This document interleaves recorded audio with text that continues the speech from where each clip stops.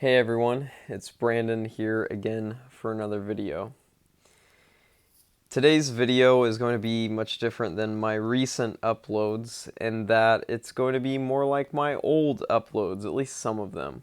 But I would say, hopefully, in a bit of an updated and improved way. This is going to be a video that's me giving a sort of spiritual teaching. Now, if you don't like the idea of someone being a teacher or seeing someone in that role like above you, that's fine. This is just someone sharing spiritual insights, and I think there is a certain thing that people would get benefit out of me explaining.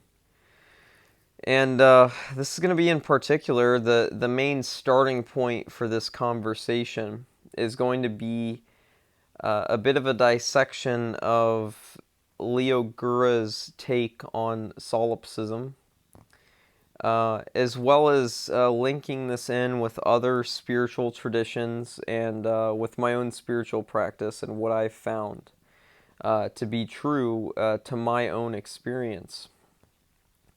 So I want to start off, the reason why I choose this topic is mainly because I know people personally who have suffered many negative effects and also positive effects from this type of a teaching.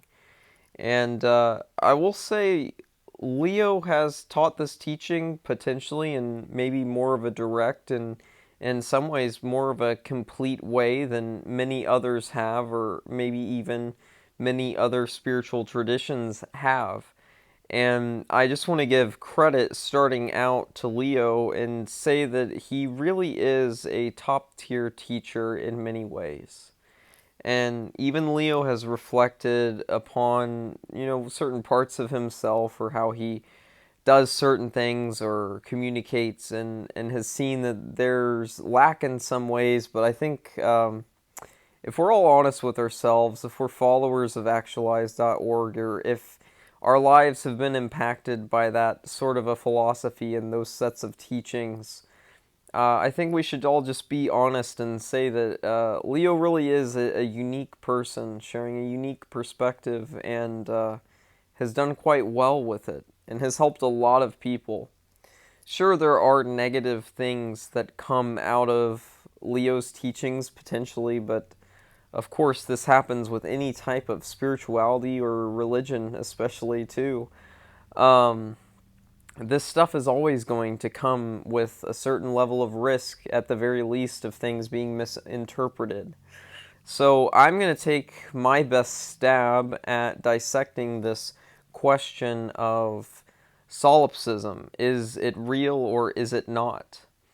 And first off, I will start by saying I think it's time that some of us who have actually spent time with this concept and have actually come into its experiential elements directly, it's time for us to potentially start to move beyond that term itself.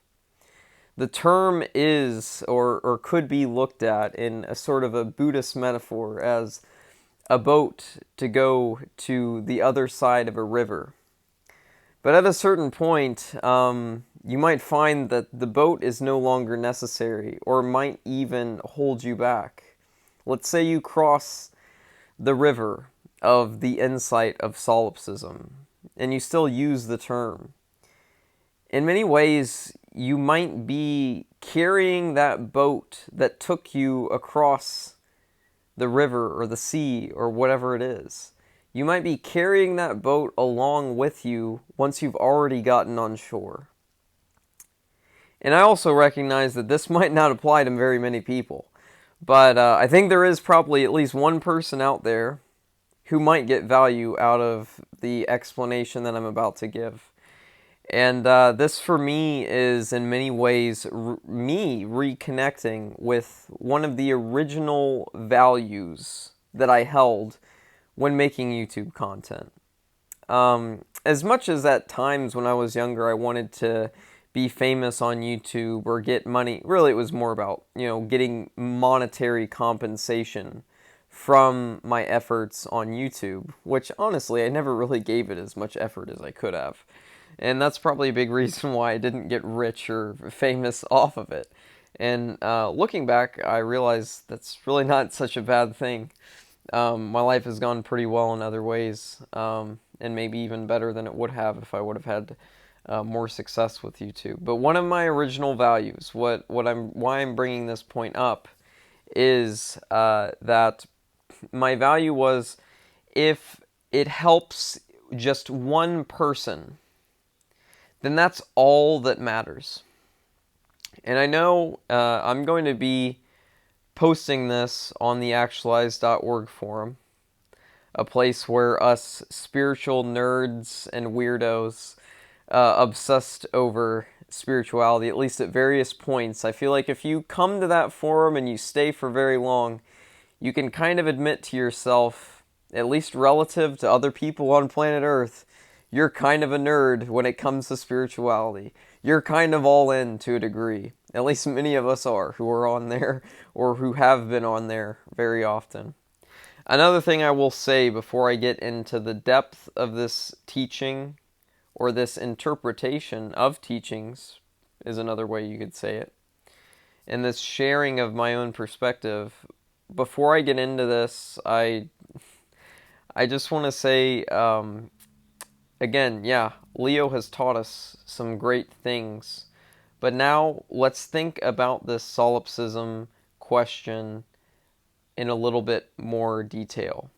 And what I was going to say is, I am not 100% up to speed with all of the latest things that Leo has said or said about solipsism or his other teachings.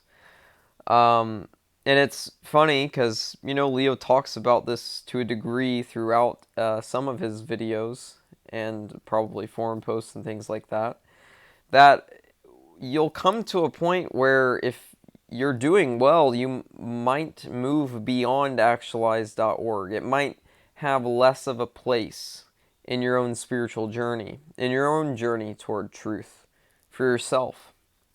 And that's kind of why I am not up to speed, because I've really stopped finding much new value there.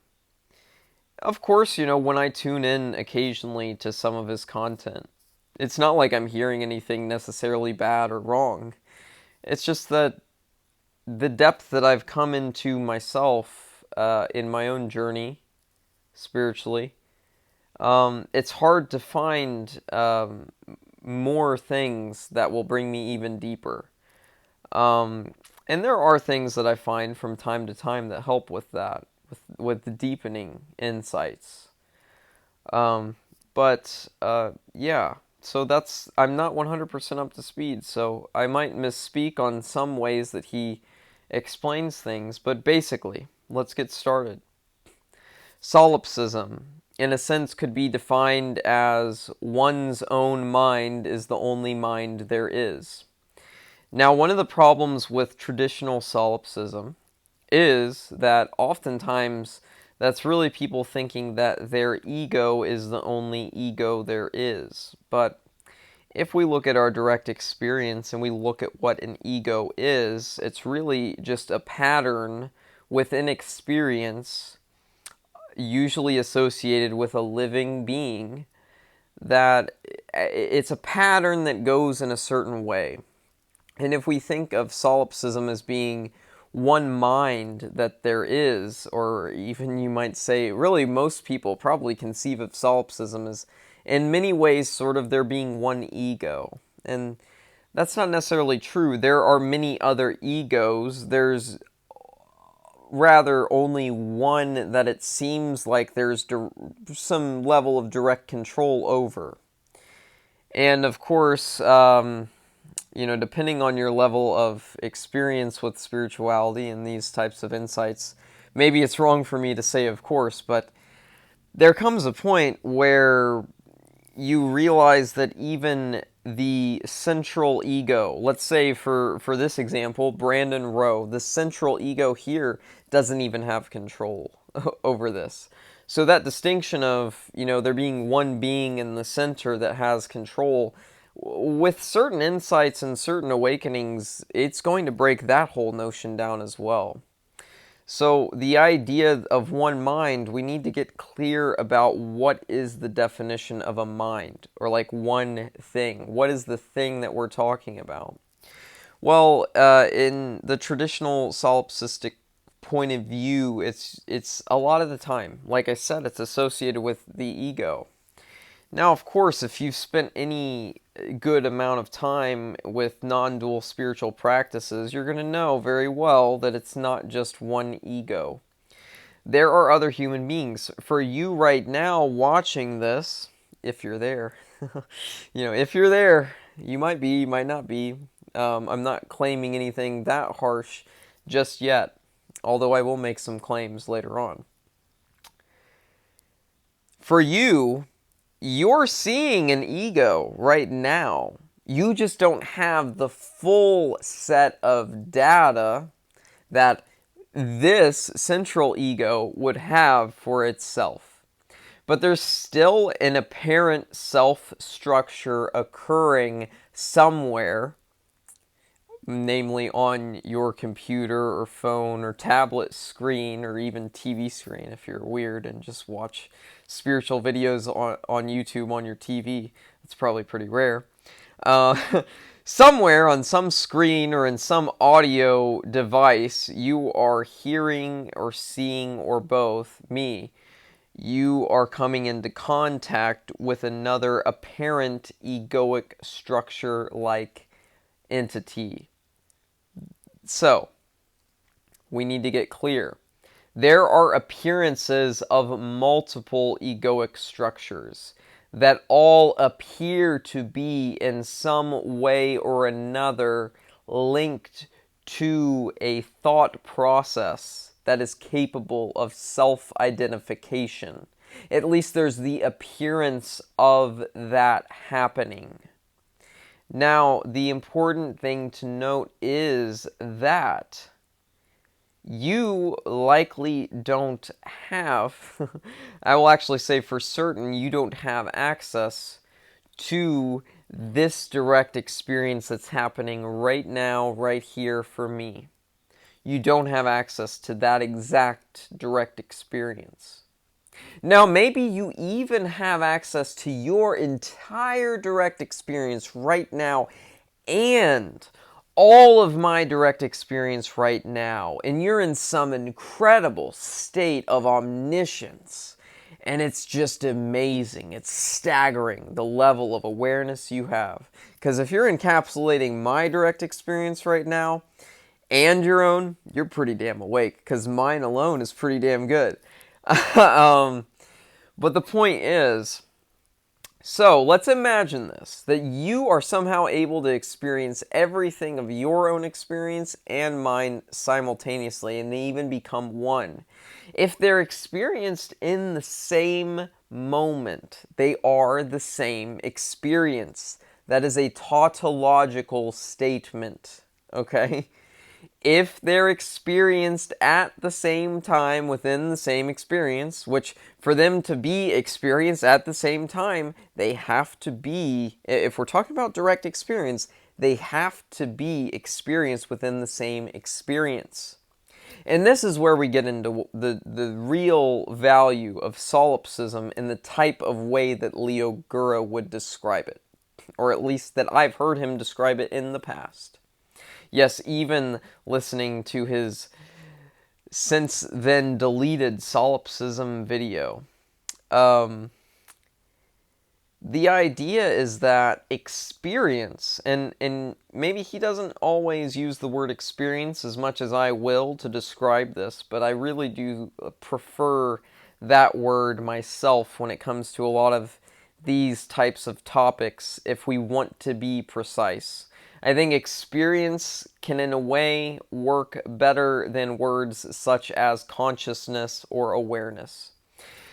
One reason for that is simply because experience is a more simple word that can still, in my opinion, from my perspective, describe what needs to be described in essentially the exact same way. When I say experience, I mean this right here, right now. Now, this right here, right now. Well, for one, it's already gone. It's already not now, and it's already not necessarily here even. It's fleeting and changing in infinite resolution as far as how many sensations there are, how much is here. It's already gone. Even the quickest you could ever say now, you could never capture it. So, I mean, we can get into some of the implications of that later on, but that's kind of beside the point. When I say experience, I mean what you're in this exact nanosecond. You're not even fast enough likely to even be fast enough with your level of awareness or mindfulness to be able to pick up on a time like that small, like where sensations are that exact. You probably aren't practiced enough to experience some of the higher levels of what can be seen here when I mean this resolution. But anyway, it's what you're in right now. It's what's happening right now. The whole shebang.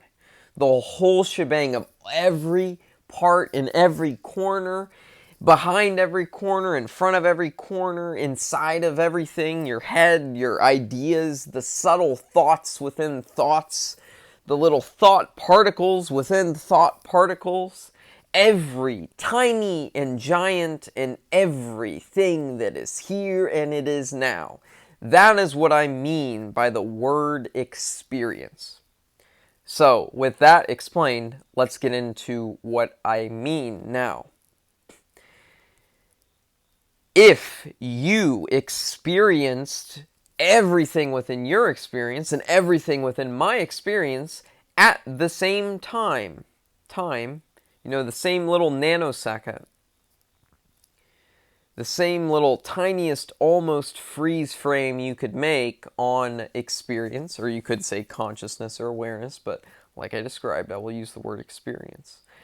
If you could experience both, they would be one. They would be one experience, one thing happening. And that's where we get into solipsism. That really experience itself, the way it's occurring for you right now, is a total and complete whole. And there is nothing else that total and complete whole, which maybe you might say in Hinduism, one of the things it aligns with most in Hinduism would be the concept of the Atman. The Atman is kind of somewhat like what I mean when I say experience.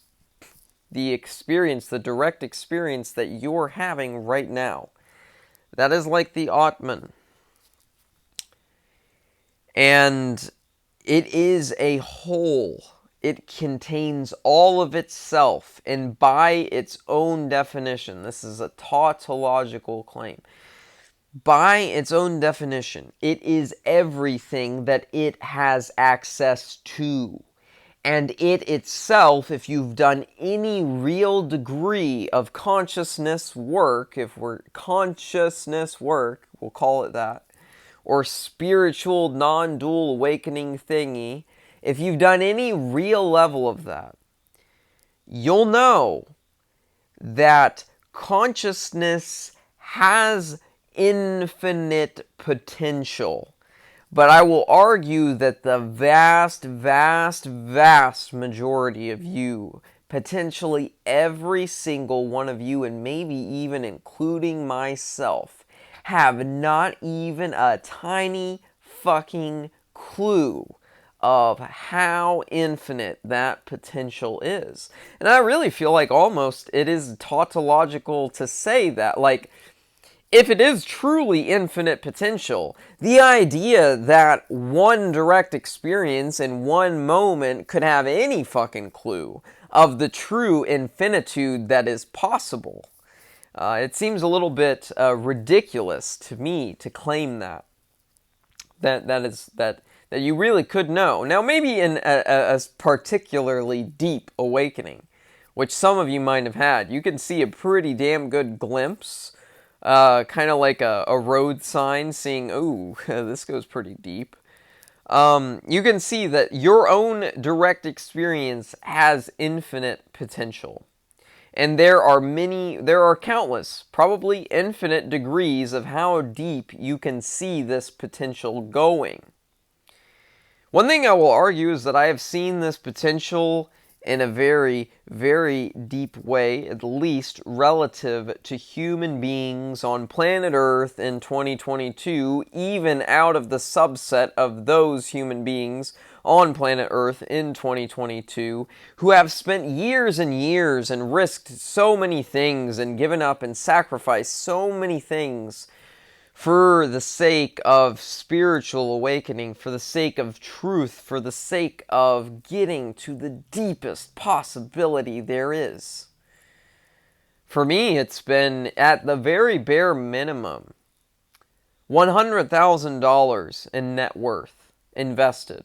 8 years of time directly invested. And probably, I would say, nearing somewhere around 10,000 hours of non-dual spiritual type of work. Maybe not every single one of those hours spent in some meditation or psychedelic trip or state. But I would say 10,000 hours toward non-dual awakening is probably not a ridiculous figure to claim off of my life in the past 8 years. It has been a complete obsession for me for most of those 8 years. With only near the very tail end now, I've started to relax that because I've kind of found what I was looking for all along.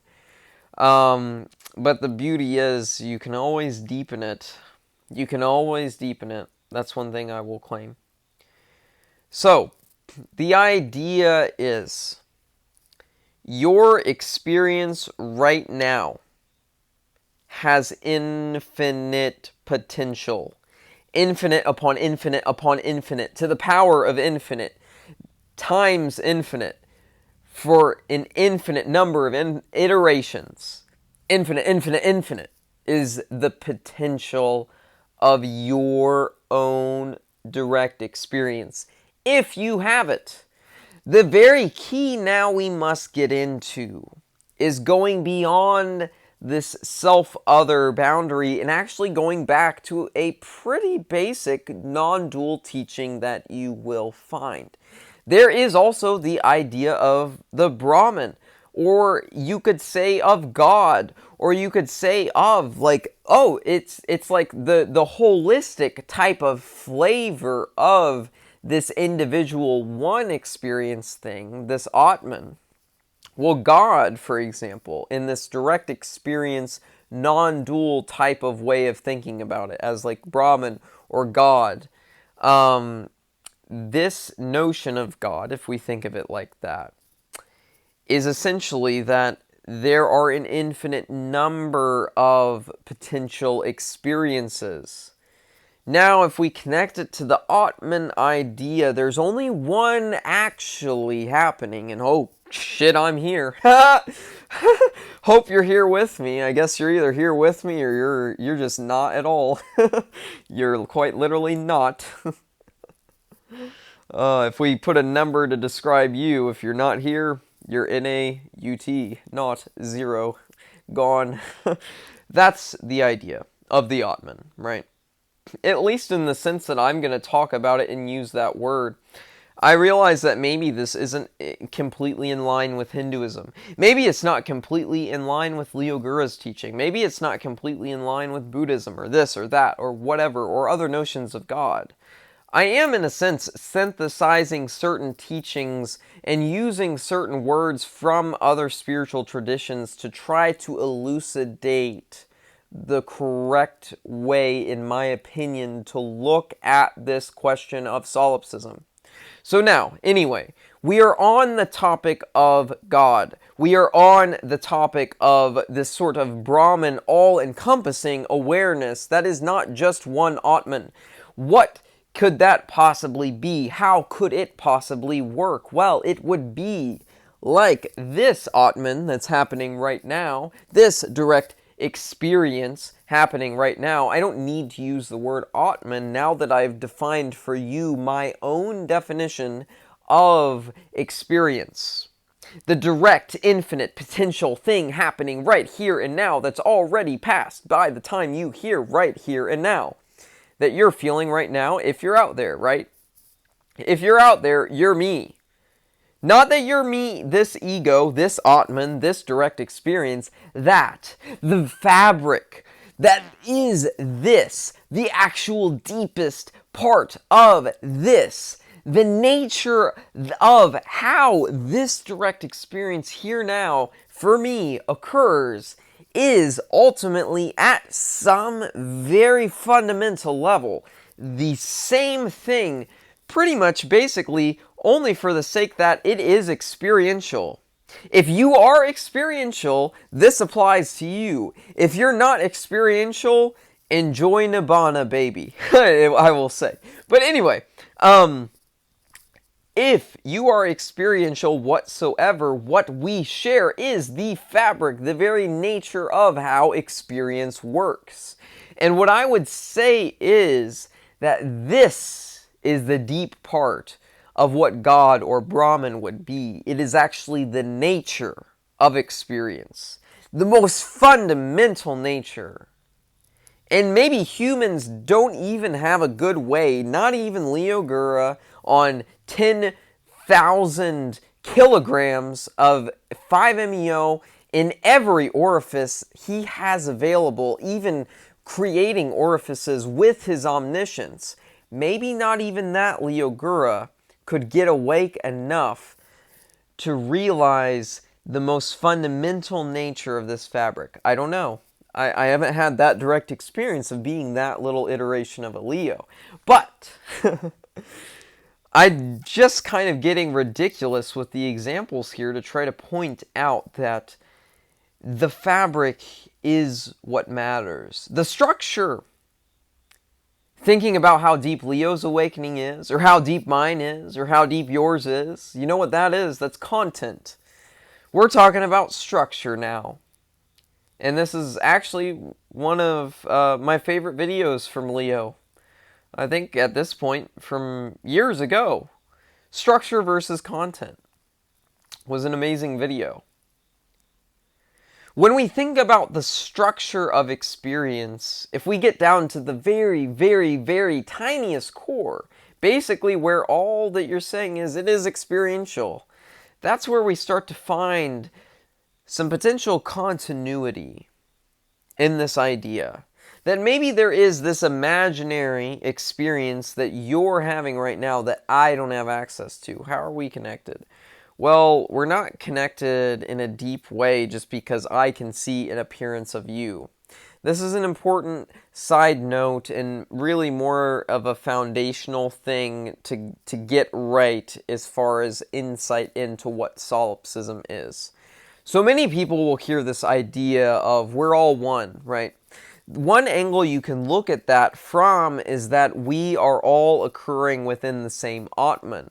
Another angle is that Brahman itself, I will use the word Brahman, maybe this isn't how Hindus use it. I don't give a fucking damn how Hindus normally use it. I'm culturally appropriating their word now for my own awakening teaching. So they can send me all the bad karma they want because I've got a pretty good handle on handling suffering. I hope they can send me some really hard suffering so I can get some more reps in of overcoming it. But anyway, this Brahman concept is the idea that we're all one and that it's more that the structure of experience, of consciousness, of awareness, however you want to say it, of God, of this, of the direct suchness that's here, it is the same sort of thing that's living me, that's living you, that's living all these other appearances. But you got to realize any other appearance that you have, well, first, it's not another appearance. really, it's another little sliver of your direct experience, like over here. Like, let's say this finger is named John, and it's a human being. Like, let's use our imagination here. This is John. Oh, this is Brandon. Well, John and Brandon, we'll call this video screen here an Ottman.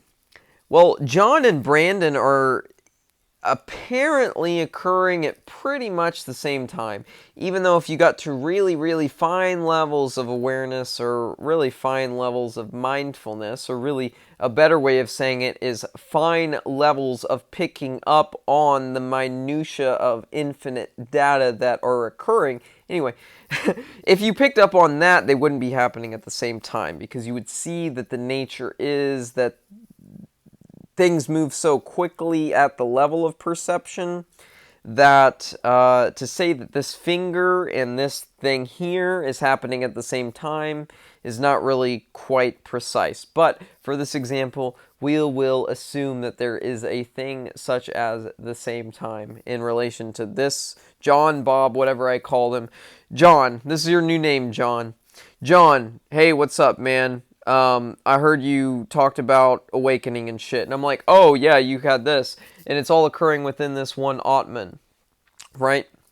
You could say they're one because they're in the same Atman. Or we could also think of within this Atman thing, this direct experience that's occurring where there are two apparent, ego structure, personality, flesh suit thingies interacting, right? There's two of them.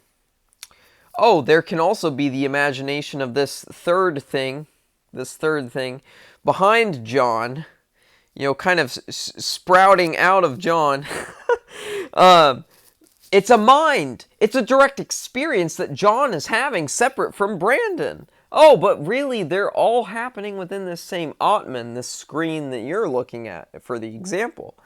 Well, John's direct experience here, it's not part of this.